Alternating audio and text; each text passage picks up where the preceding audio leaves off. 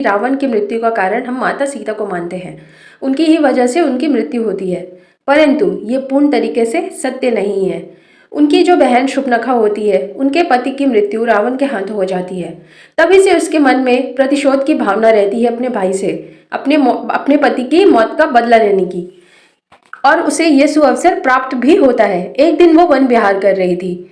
घूमते घूमते उसकी नज़र प्रभु श्री राम के ऊपर पड़ती है।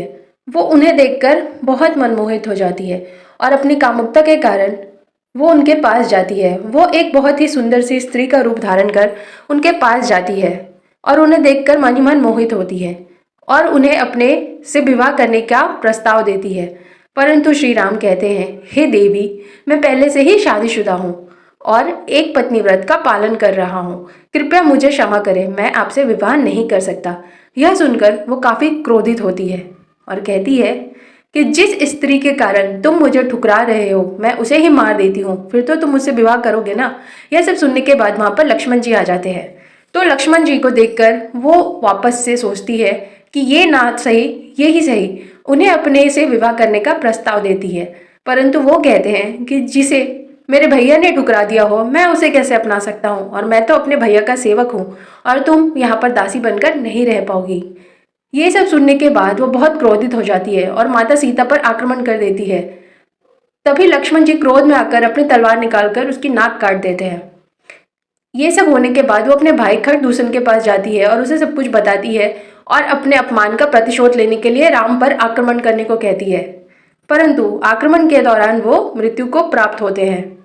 इसके बाद वो रावण के दरबार में जाती है, अपने अपमान का गुहार लगाती है और कहती है कि मेरे साथ बहुत बड़ा अन्याय हुआ है और जो सत्य बातें थी उसे छुपाकर, मिथ्या बातें बताकर, जो उसने सीता माता के साथ व्यवहार किया था वो सब कुछ छुपाकर गलत गलत बातें बताती है और कहती है कि मेरे अपमान का बदला लो, ये संपूर्ण राक्षस जाति का अपमान है।